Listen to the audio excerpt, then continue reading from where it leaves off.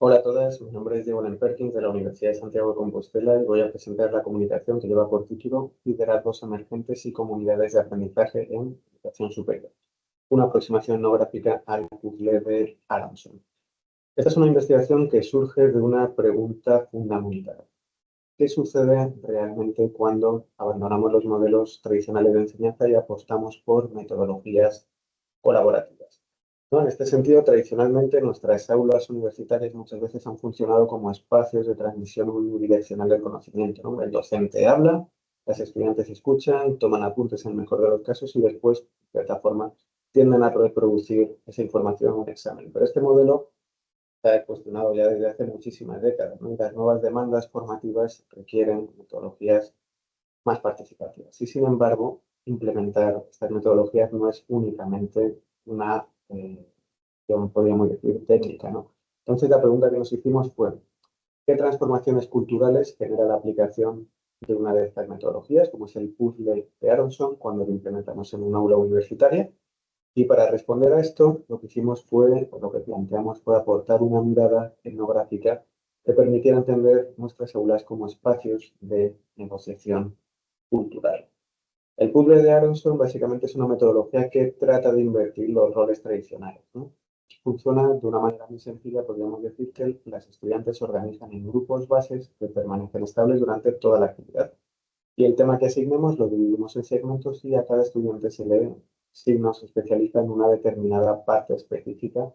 Y las estudiantes que tienen esta parte se reúnen en otro tipo de grupos que reciben el nombre de grupos de personas expertas.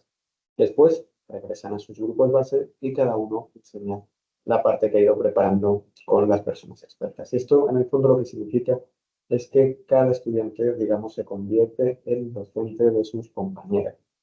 Los principios clave, así, son una interdependencia positiva entre los pares, la responsabilidad individual de preparar cada contenido y la interacción estructurada. Lo que hicimos fue aplicar esta técnica en clase y tratar de analizarla mediante una metodología etnográfica y hicimos una asignatura para infancia, familia y escuela, que es una asignatura de primero en el grado de maestra en educación primaria de la Universidad de Santiago de Compostela y aplicamos este puzzle durante 4 sesiones de 90 minutos y, digamos, para extraer el material empírico lo que aplicamos fueron técnicas habituales del trabajo de campo antropológico como la observación participante, el registro de conversaciones informales, llevar un diario de campo, etc. El primero de nuestros hallazgos fueron lo que podríamos denominar una suerte de rituales de transformación, ¿no? Implicaba, pues, por ejemplo, en la primera sesión, prácticas o el establecimiento de convenciones de iniciación, ¿no?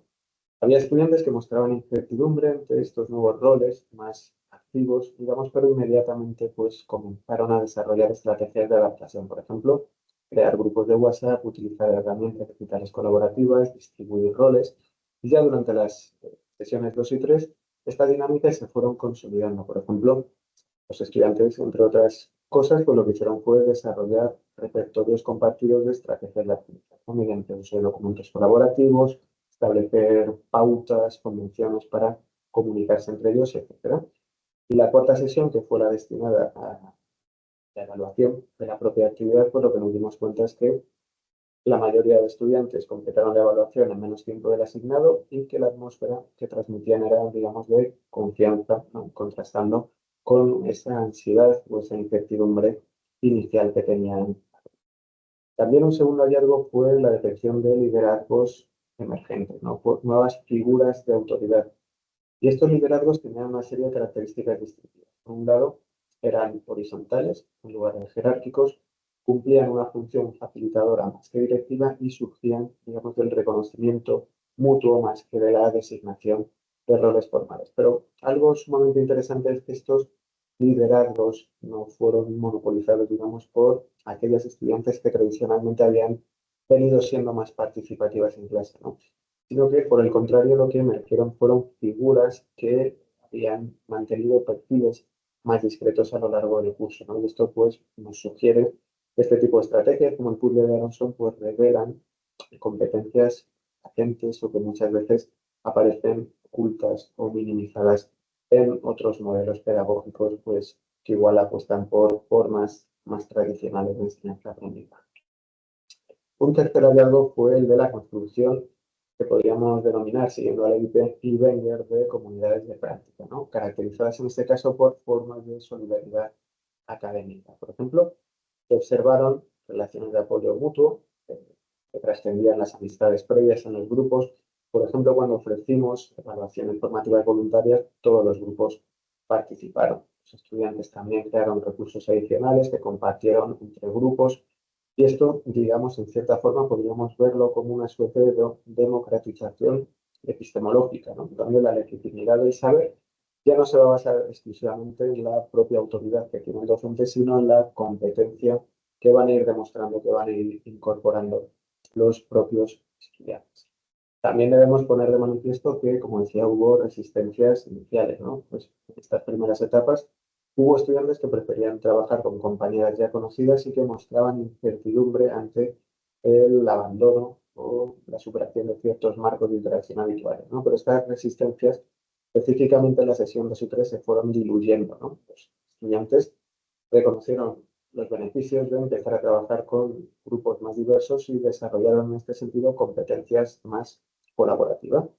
Y esto asimismo nos ayudó a confirmar que este tipo de transformaciones en los modos de hacer, en los modos de enseñar, en los modos de aprender, pues requieren tiempo y requieren un acompañamiento que podríamos decir o denominar cuidadoso, ¿no? En este sentido, las implicaciones que tiene esta aplicación, metodologías como el puzzle de Aronson, pues por ejemplo, podemos distinguir varias. Por un lado, para la práctica docente, identificamos que necesitamos desarrollar competencias etnográficas que nos permitan leer dinámicas culturales emergentes, ¿no? Como las que observamos tras la aplicación de estos procesos. En este sentido, no basta con aplicar la propia técnica, sino que necesitamos acompañar ese reconocimiento o esa investigación mediante el conocimiento de estrategias metodológicas apropiadas. Y en segundo lugar, una implicación para las instituciones universitarias es que estos hallazgos lo que muestran es que las metodologías colaborativas se orientan, digamos, a generar transformaciones profundas, ¿no? Debemos prestar atención a las dimensiones simbólicas, rituales del aprendizaje y no únicamente, como a veces sucede, a esta dimensión o estos aspectos más técnicos, ¿no? Y especialmente importante, cómo este tipo de metodologías tienen el potencial de desarrollar competencias latentes en estudiantes que muchas veces no las muestran en modelos tradicionales de aprendizaje.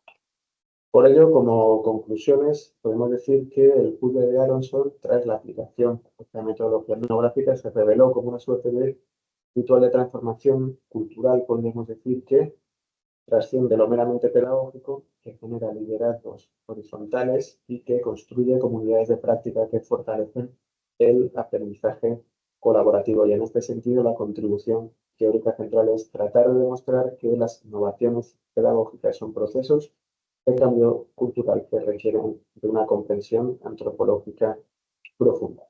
Muchas gracias por vuestra atención y estoy atento a cualquier pregunta.